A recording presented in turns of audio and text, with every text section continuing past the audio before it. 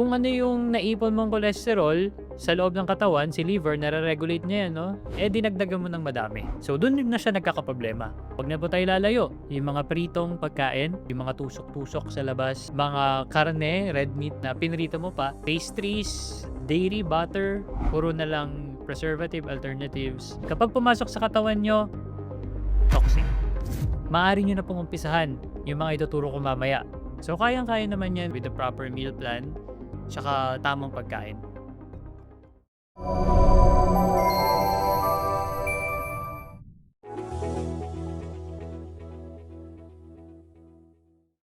Good day mga kababayan! Welcome sa isa na namang episode ng Medico.ph at ngayon pag-uusapan natin ang problema ng mga tituhin at titahin. Actually hindi lang pati mga bata-bata ngayon damay na kayo, di ba? At yan ang cholesterol and by extension mga triglycerides na rin. So, here with us today, kung frustrated na kayo at lahat na ginagawa nyo, feeling nyo, hindi pa rin bumababa yung mga cholesterol nyo, nandito ngayon ang ating board-certified at licensed nutritionist and dietitian, Mr. Mark Vicente. Siya ang magtuturo sa atin ng mga natural na paraan para pababain to, pero syempre, meron din point kung saan may medication na, may doktor nang involved. Pero bago natin paabutin doon, subukan muna nating isolve sa abot ng makakaya natin. Friends, bago tayo magtuloy, i-invite lang namin kayo. Paki-check naman store.medico.ph. Flash sa screen, pero meron din link sa description. Doc, ano pong makikita nila dito? Doon yung mga collagen, yung mga vitamins, yung mga glutathione, and soon daw, darating yung turmeric natin at ang mga ibang mga herbal natin. Okay, kasama na dyan yung malunggay at iba pang mga natural na nilagay sa capsule form. So kung di niya pwedeng kainin araw-araw, pwede niya namang i-take na parang mga pills lang or parang mga supplements. So lahat ng mga nagtatanong kung saan okay yung collagen, anong brand yung mga yan, pati glutathione, na-mention naman ni Doc, ano yung mga benepisyo nito. Check nyo lang, store.medico.ph, enter nyo sa Google Chrome nyo, sa Safari nyo, kung ano man yung browser nyo, madali lang pong hanapin. So, Sir Mark, alam mo naman, diretsahan lang tayo dito. Bakit ba hindi bumababa yung mga cholesterol ng maraming tao kahit sinusubukan na nilang mag-control ng pagkain tsaka mga iniinom? Siguro ang sagot dyan kasi hindi nila kilala kung ano yung cholesterol. So, hayaan nyo po akong i-discuss kung ano ba ang cholesterol levels. Kasi bago nyo yan mapababa, kailangan kilalanin mo muna. Ano ba yung cholesterol? Saan ba galing yung cholesterol? Ano ba yung mga uri or ano ba yung mga dapat kong gawin para ma-maintain yung cholesterol? Kasi Sir Glenn sa mga viewers, ang cholesterol po ay natural part sa synthesis ng tao. So meaning, nasa tao yan, kahit kumain ka man ng mataas na cholesterol, hindi, part yan ng metabolism. Kasi ginagawa ng liver yan eh. Ginagawa ng liver yan para mapaganda po yung ating vitamin D absorption, mapanatili yung balance ng hormones, maging protected yung skin, tsaka yung mga cell membranes natin. Kasi ang cholesterol, tama kayo, ito yung parang fatty, waxy na puti. So, dapat kilala niyo muna na yes, may cholesterol talaga sa katawan. So, yun yung unang source, no, liver. Second kasi, ang source ng cholesterol is external, which is sa food. Ano lang, no, basic mathematics lang. Kung ano yung naipon mong cholesterol sa loob ng katawan, si liver, nare-regulate niya yan, no? Nababalansa niya yan, eh dinagdagan mo ng madami. So, dun na siya nagkakaproblema. Si liver, kapag napuno na yung cholesterol, anong gagawin niya? Naninirahan sila sa mga arteries, sa mga makakapal na ugat, no? Kasi, may tinatawag na dalawang cholesterol, no? Lahat familiar, good and bad. Ang bad kasi kapag naparami galing sa mga saturated foods. So, 'wag na po tayo lalayo. Yung mga pritong pagkain, yung mga tusok-tusok sa labas, Masarap mga yan. fishball, mga karne, red meat, no, na pork, beef na pinrito mo pa, pastries, dairy, butter, maraming itlog. So, kapag napadami po 'yan sa ating katawan, syempre si liver tatanggapin niya lang naman, eh. So, ang gagawin niya, naninirahan sila sa dugo, sa may blood vessels, dumadami sila, nagkakaroon ng bara na tinatawag na plaque. Okay. So, kaya magkakaroon tayo ng atherosclerosis. So, yung mga nakaranas na ng surgery, ng bypass, no, nilulugan yung ugat.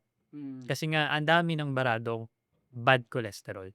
Sir Mark, na-mention mo yung good and bad Ah. cholesterol. Ito ba yung HDL at LDL Tama. sa mga blood test natin? So tama, sa mga lab markers natin, kung nakikita nyo na hindi na balanse yung HDL tsaka LDL, tsaka yung triglyceride mataas na sa lipid profile, wala pa kayong maintenance, I mean, bagong tuklas pa lang, maaari nyo na pong umpisahan yung mga ituturo ko mamaya na bawasan po ang mga cholesterol na high rich. Okay.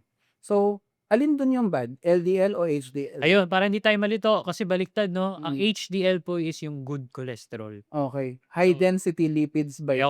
high density lipoproteins. Okay. Oo. So LDL, low density lipoproteins. So pag nakita nyo sa lab markers nyo yung LDL mataas, so maaari na po kayo magpakonsulta sa doktor or mag-ayos na po ng mga kinakain nila. Kasi habang maaga pa, para maremedyohan na natin.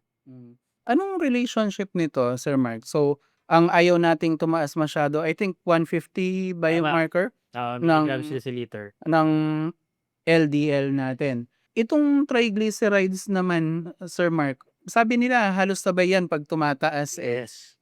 Ano rin ba to? Galing din sa matatabang kinakain natin o may kinalaman din yan sa mga carbs at sugar na nagpapataba sa mga katawan natin? So ang relation naman itong triglyceride na to, so ito yung storage fat. So ito yung nasa fat mo. Right. So, na nakikita mo, sila yung mga namuo na cholesterol, na sugar, halo-halo na yung triglyceride fat. So yes, galing din po ito sa pagtaas ng cholesterol, pagkain ng maraming sugar, na matatamis, mataas sa uric acid foods. Kasi ito ay bunga ng metabolic conditions. No? Kapag may fatty liver ka na po, may diabetes ka na po, maaring magbuo ka ng triglyceride kasi mabilis yung pagbuo ng fats eh. Kasi nga yung organs mo mismo, hirap na sa pag-desegrate. Diba? Yung mismong loob mo na, hirap na silang anong gagawin nila sa mga sobra mong nakain. Tama. Diba? And masama itong mga to, Sir Mark, dahil I think, if I recall correctly, yung explanation ni na Doc So tsaka ni na Doc Bien, sa ugat natin, pag yung dugo mo, mayaman na sa kung ano-anong hindi magandang bagay like sugars, tsaka calcium, mga ganon, Yes. na nagagasgas daw yung loob ng ugat. And pag nagasgas, sinusubukang i-repair ng katawan mo yung loob ng ugat, dun daw namumuo yung plaque, tama ba? Tama. Nagiging sensitive kasi. Kasi nga yung daanan no, imagine natin, marami ng gasgas, marami ng sugat, ang pangunahing gagawin ng katawan is to repair. Right. So pag nag-repair, magkakaroon ng blockage. Pag may high blood ka, tumaas yung pressure mo, hindi nakatanggap si heart ng magandang circulation, doon yung pwedeng magkaroon ng mga possible heart diseases, Tama. cardiovascular conditions. And I'm sure mapapakita natin to sa graphic, yung mga sinasabi ni na Sir Mark tsaka ni na Doc So na pag sinubukang i-repair ng katawan mo, minsan nandun naka-blockage, tapos kung ano-anong tinga yung maiipon doon na plaque, 'di ba, sir? Yung mga taba-taba, calcium. Kaya si Doc So sabi niya ayaw niya nagpe-prescribe ng calcium tablets pwedeng makaano sa puso. And liliit yung daanan ng dugo sa ugat. And pag hindi na stable yung plaque na yon at mataas ang BP mo, pag natanggal yun doon at bumara, medyo malagim ang ending natin. Tama. Tama. So, napakahalaga. Nababaan natin to para maiwasan yung plaque build-up. Tama ba, Sir Mark, na pag sufficient yung pagpapababa natin nito, minsan may mga lumiliit pang plaque sa mga ugat? Kapag kaya pa ng katawan, for example, nakita sa diagnosis mo, marami kang bara, medyo overweight ka, kapag napababa mo yon, sabay-sabay silang bababa. So makikita mo naman sa lab marker Right. may lumapit sa akin pasyente, simple case, no? Overweight po, male, 40s, Filipino, ganyan. Tapos may plaque build up nga. So after a year or months, pumayat siya, bumaba lahat. So kayang-kaya naman yan with meal plan, with the proper meal plan, tsaka tamang pagkain. Okay. So, Sir Mark, bago tayo pumunta dun sa meal plan, which is, I feel, the main event of this episode, pag-usapan muna natin, ano in your experience yung mga reason bakit parang hirap na hirap yung mga Pilipino, specifically, na pababain itong mga lab markers na to? Una kasi, kilalanin mo muna yung history mo genetically. May lahi ba kayong mataas cholesterol? Mm. So, tiyak na yan na mahihirapan ka Mm. pagtanda mo. Mm. Pangalawa, medyo overweight ka or obese. Mahirap talaga magpababa ng cholesterol kasi medyo malaki ka. So, ang Mm. kailangan mong gawin is magpa-slim down onte. Okay. Next, may mga bisyo. No? Smoking, too much alcohol. Eh, alam naman natin, itong mga to, alcohol, tsaka smoking, nakakadagdag ng cholesterol. Tsaka yung Kahit wala yung tabadot sa usok, meron. oo. Oh Kasi my nga, God. yung usok, yung smoking, nakakahina ng puso, nakakahina ng circulation. Isip. Pero ang alcohol, kasi pure fat yan, di ba? Beer. Ah, Taas ng fat yan eh.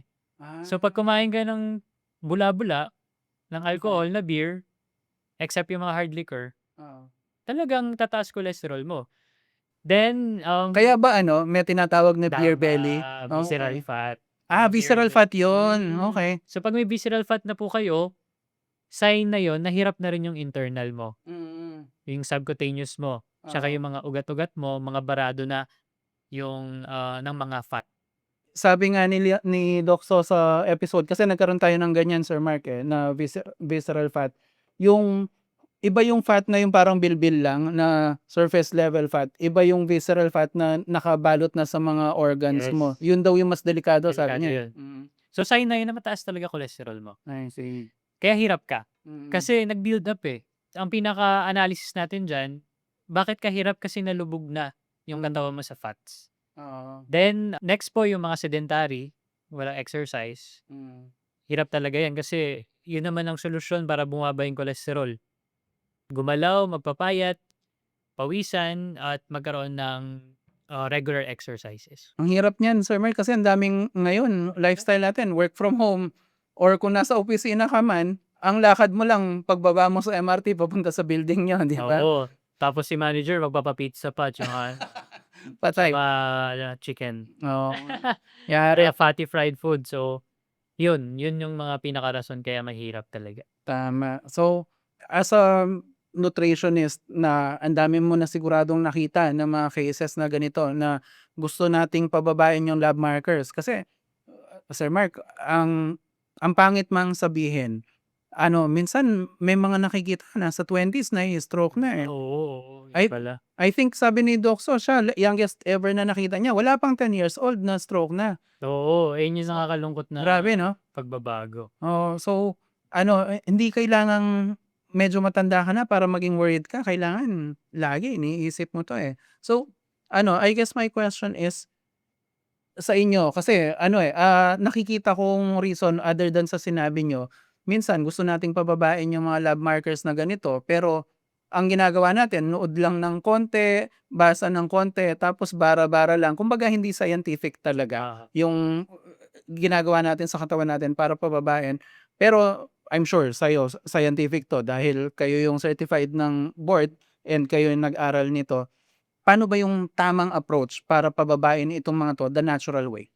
Kung decided na kayo talaga na i-priority yung health nyo, una ay magpakonsulta sa doktor kung kailangan nyo ba ng prescription ng gamot. Kasi may mga gamot na nakakababa ng LDL at nakakataas ng HDL. Okay. Una yan.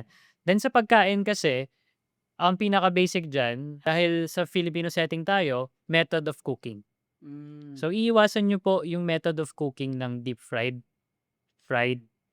anything na minamantika na paulit-ulit, yun yung una nyo iiwasan. At mag-switch kayo sa mga healthy cooking methods na walang cholesterol or extra fat. Which is yung steamed, baked, grilled, or boiling, kasi less fat yun. Okay. So kung dati lagi kang kumakain ng go-to foods mo, no? Hotdog, chicken, na prito, Masarap yung mga yan. masarap, mabilis, pero pag may problema ka na sa cholesterol, kailangan mo nang i-let go dahan-dahan. Kasi ang cholesterol naman pag nawala na sa katawan mo yung dami, pwede ka nang bumalik sa way mo na balanse na. So you have to do short-term sacrifices. Natanggalin yung mga pagkain na alam mong prito-prito. No, napag-usapan last time din na yung puro brown na pagkain, paulit-ulit na fat, which is tinatawag na trans fat, kaka-fast food, french fries, mga pastries, yan, yung una mong tatanggalin. Then after mo tanggalin na, mag-focus ka na sa nakaka-flush ng cholesterol, Which tsaka nakakababa ng sugar, which is yung mga fiber foods. fiber. So mga green leafy foods, Okay. no? Mga flowery foods, cauliflower, broccoli, idagdag niyo po yan sa pagkain niyo. Anything green, 'pag nasa palengke ka, i-grab mo na, Okay. no? Hindi tayo specific na anong dapat gulay. So wag kayo ma-pressure, dapat ba gulay ganito, ganito. Hindi, kainin mo yan kahit anong gulay. Dahil Sa mayaman gulay. sa fiber. Mayaman sa fiber, Mm. walang cholesterol, 'di ba? Then doon na papasok yung pagiging pihikan mo sa ulam tsaka kanin mo. Kanin naman walang cholesterol pero mataas sa sugar. So pipili ka ng kanin na medyo brown, complex, no? Puwede niyo pong choice diyan is brown rice, red rice, black rice, quinoa, shirataki. It's up to you, basta compare sa normal white sugar, mababa sa cholesterol tsaka sugar. Then, oats, pinaka-safe, no? May beta-glucan 'yan na nakakababa talaga ng cholesterol. So, Ito, oats pinapakain ko 'yan, yung mga oatmeal. itong oatmeal 'pag nilagyan ko ba ng gatas, pangit 'yun o okay Pangit lang? 'yun, dapat Okay. low fat yung gatas. Okay. Tsaka yung ano niyo po, yung oats niyo maganda, rolled oats, Rolled oats. hindi instant, Ah. para medyo less preservative, Eh, less processed. 'pag kasi naghanap ka halos instant yung nasa Oo. grocery, eh. Eh, Sa rolled oats ano mo lang naman 'yun, ibo-boil mo lang. saan nahanap 'tong rolled oats sa grocery rin, sir? Oo, sa baba lang siguro. Yung kung ano pa yung healthy yun na yung nasa baba. Oo, Okay. marami 'yan. Pero 'yun yung pinakamaganda kung talagang gusto niyo magbawas. I see. Then ulam, puwede natin diyan, 'wag na tayo lalayo, malunggay, munggo. Yan, favorite niyo yan, malunggay.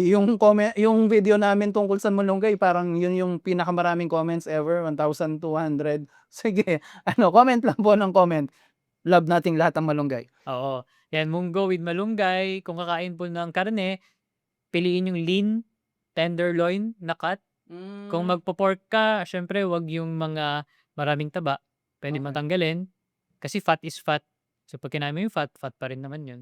Alam ko na sasabihin nila, Sir Mark, paano na yung liempo ko? Ah. Paano na yung lechon kawali? Sir Mark, wag na lang. Galit yung mga tao pag ganyan, eh, di ba? Oo, kasi masarap talaga, eh. Oo. Wala, ang masasabi ko lang, kung na-stroke ka o na-atake ka, matitigil din yung pagkain mo. So, mabuti pang hinay-hinayin mo na lang yan para, kumbaga, long term, makakatikim ka Yes. pa minsan-minsan. Kesa naman maputol ng biglaan, no, Sir Mark? Oo, kasi nga, babalikan ko lang yung sinabi ni Sir Gle, pabata na pabata yung nagkakaso ng heart attack tsaka stroke. Grabe no, sir. So, bata pa lang, kayo po mga parents, bantayan niyo na yung mga pagkain niyo sa bahay, sa household niyo, na make sure na balanse lang. Hindi naman necessarily tatanggalin mo yung liempo, eh. Hindi naman necessarily tatanggalin mo na yung lechon kawali or crispy pata. Reserve it for special occasions. Actually, yun ang magandang keyword doon. Reserve it for special occasions. Kasi hindi mo maiwasan habang buhay, Sir Mark? Kunyari, pumunta ka sa bahay ng biyanan mo, tapos pinaghain kang lechon ka, tatanggahin, Hindi. di ba? Walang ligtas yun, eh. Oo. Parang kabastusan ng tanggihan yun, eh. So, ang keyword doon, kumbaga, gamitin mo, meron kang card na bubunutin, Tama, kumbaga. ayan, yan yung Di ba? wording ko din dyan. Yun nga sabi ni Sir Mark, grabe talaga. Ito, true to life. Daughter ko, nasa grade 8 siya ngayon. Na-mention nga niya a couple of months ago sa grade 11 ba o 12. So, mga 16, 17 years old, Sir Mark. Biglang nag-collapse kasi, heart attack daw. So, Yun. Silent killer kasi yan, eh. pero what I'm saying is, nung tayo siguro, Sir Mark, well, ikaw, bata ka pa. Ako, lumaki ako nung 90s. Unthinkable yun, na may maatake ng ganun. Tama. Pero, wala, nangyayari na, eh. Oo. So, yan yung prevention natin na maging maingat at maging matalino sa pagkonsumo ng pagkain. Kasi, ito na yung natin, age natin, which is talagang gumagamit ng makinarya para maraming fat, fast food, 5 minutes na lang yung food mo, nawawala na yung natural nga ng pagkain. Puro na lang preservative alternatives, which is kapag pumasok sa katawan nyo, toxic. Sabi mo nga in our past episode, whole foods. Kumbaga, kung paano siyang binigay sa'yo ng kalikasan, yun yung best. Pero pag dumaan na sa maraming proseso, kunyari, yung hotdog, wala namang hotdog na naglalakad sa Dati, sa oo. farm, di ba?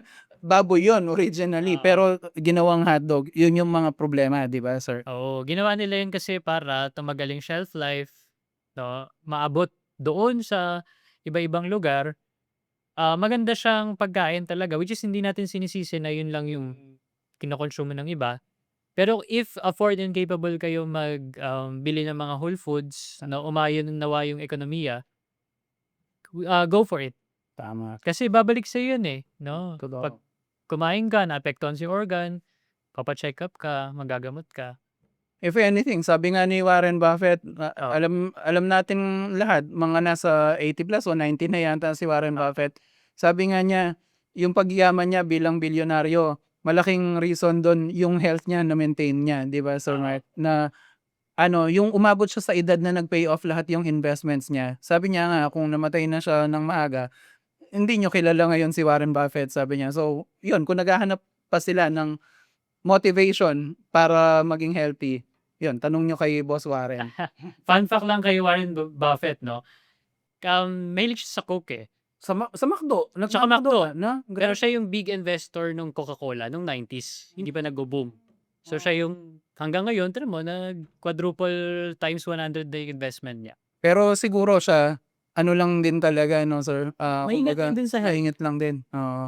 Puwede naman pero hindi Oo, sobrang dalas. yun naman lagi kong sasabihin sa consultation, eh. Mm. Puwede naman po basta titimbangin natin kung ilan lang yung puwede, 'di ba? Hindi naman zero. Tama. Kasi 'pag zero 'yan siyempre ano bang purpose na enjoy mo din yung pagkain, 'di ba? Totoo, depressing, eh. Sa na-mention mo kanina, sedentary lifestyle, hindi gumagalaw, yun ang, nagpapataas ng natin, ng, readings natin Ah, ng cholesterol, triglycerides. In your experience, anong klaseng exercises yung medyo magandang magpababa? ang type of exercises talaga, una is cardio, Mm, which is the most, accessible, time-friendly. Kasi maglalakad ka, yung sinasabi nila, 'di ba? Kunyari from Metro, mm. aakyat ka ng, Mount Shaw Boulevard, mataas yun, 'di ba? Oo nga. Ta's Mount Kamuning. Hmm, So, yun yung pinakabisa, cardio. oo. Tumakbo ka marami na ngayon 'no, sa mga fitness enthusiast natin na running Run era, clubs, marami, sir. running era. So, yan yung pinakauna niyo pong gawin. Mm. Kasi ang running, papawisan ka, magpa-pump yung heart mo more than, natural or normal yung heartbeat mo. Then ano pa, eco-friendly pa tsaka, save pa sa pesos. Tama. Then, 'pag kaya punta na kayo sa mga resistance and strengthening exercise, which is yung pagbubuhat sa Mm. mga gym. Start Para lang mas sa dumbbell siguro, sir, puwede start na. sa dumbbell or home workout, which is yung Hmm. body workout. Push-up, yun, wala Oo. kang equipment na kailangan. Oo, walang equipment na kailangan. Then puwede na kayo pumunta sa ibang sports kung kaya pa ng time at Tama, resources. okey. Ito, Sir Mark, yung tulog, healthy na tulog, may kinalaman ba sa pagpapababa niyan or hindi naman masyado? Ayan, yes, lahat ng puwedeng sakit, diseases, kapag kulang tulog mo may correlation 'yan. Kasi 'pag kulang ka sa tulog, nadi-disrupt yung metabolism mo, 'no? For example, night shift ka or 5 hours ng tulog mo per day, Mm, nadadagdagan yung burden ng organs mo mag-work. mm, Although kahit tulog ka, nagwo-work sila. So, oo, overwork sila, so over din yung pagod nila, may chances din na humina sila. So, 'pag humina po ang ating organs, ugat, immune system, ta's napasukan mo ng cholesterol na hindi maganda, apektado po lahat. nung medyo bata-bata kami ng wife ko, Sir Mark, naka-night shift kami, kasi kumbaga uso yung mga BPO nun sa Makati, Metro Manila, ganyan. Napansin din namin parang siguro sa stress mo, sa puyat, mas mapapakain ka, 'no, sir? Yes. And ang masama, 'pag night shift ka, yung bukas marami fast food, so Oo. patay. Convenience store. Mm. So yan naman yung, actually in statistics lahat ng nasa BPO, night shift, Mm.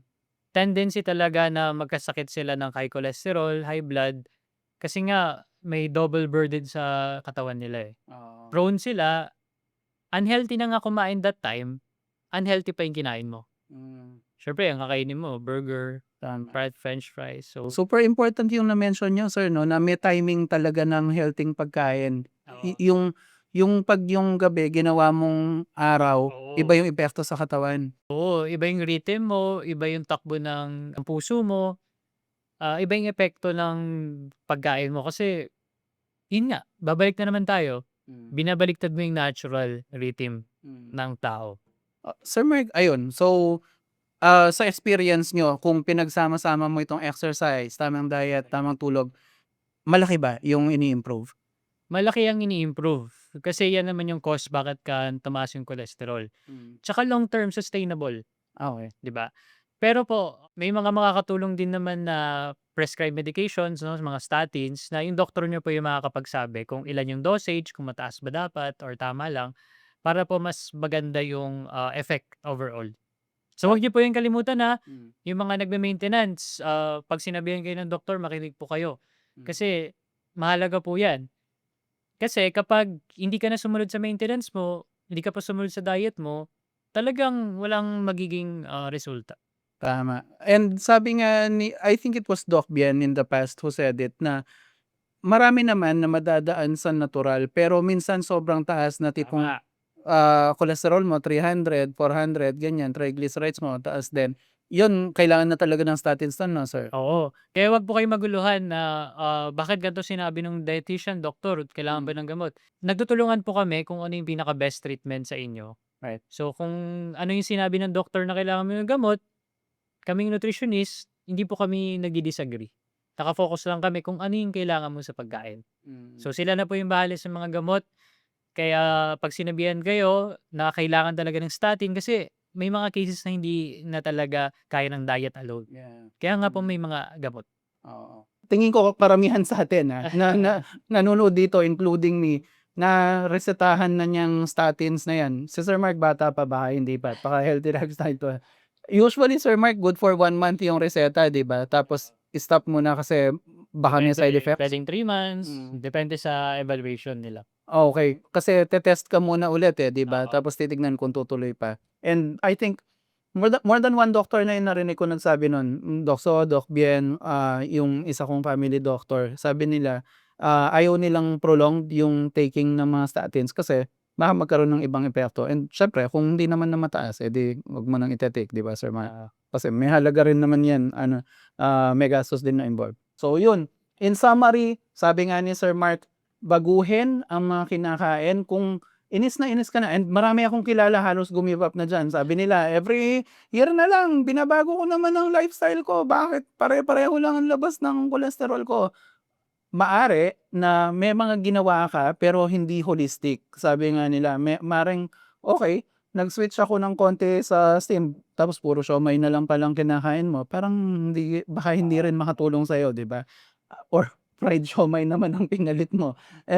Depende 'yan. Ang mas maganda talaga kung scientific po yung approach natin. Kaya kung kayo, nafu-frustrate na tungkol sa inyong mga readings and ayaw nyo na rin like uminom ng mga gamot na 'to, ng mga statins, ang mare-recommend namin sa inyo, patingin kayo sa nutritionist or dietitian. Hindi ito shameless plug para kay Sir Mark, sabi ko nga, usually yung pinakamalapit sa inyo, yun yung the best na tumingin sa inyo na doktor or dietitian sa mga bagay na 'to. Hindi kami nandito para mag-promote. But just in case na may iba sa inyo na convenient sa kanilang magpakonsulta, Sir Mark, in case na meron gustong magpakonsulta sa inyo para sa personalized na health plan para pababain ang markers nila ng cholesterol at triglyceride, paano nila kayo makokontak? Kung ako po yung magiging pinili niyong nutritionist, maaari niyo po akong tawagan or i-text sa 099-555-12928 or i-email po sa vicentemark.18@gmail.com. Okay. Siya po, again, ang ating board-certified at licensed na dietitian, si Mr. Mark Anthony Vicente. So, yun po, flash naman namin sa screen. So, kung gusto niyong magpa-check sa kanya, pwedeng online, no, sir? Yes po. Oo. So, minsan kahit hindi naman malayo kasi se-send lang ni Sir Mark sa inyo yung meal plan niyo, yung mga recommendations niya. Posibleng-posible na even at the comfort of your own home, makonsulta niyo na si Sir Mark. Anyway, yun po muna ang mga pag-uusapan natin. Super dami, and in summary nga, healthy diet, healthy exercise, tamang tulog, malaki ang magagawa. Pag hindi kinaya, kailangan maghingi ng gamot sa doktor. So, ito po si Glenn ng Medico.ph along with our partner in health, board certified and licensed nutritionist and dietitian, Mr. Mark Anthony Vicente. Kami magpapaalam muna, nagsasabing stay happy, stay healthy, and see you sa next video. Bye-bye!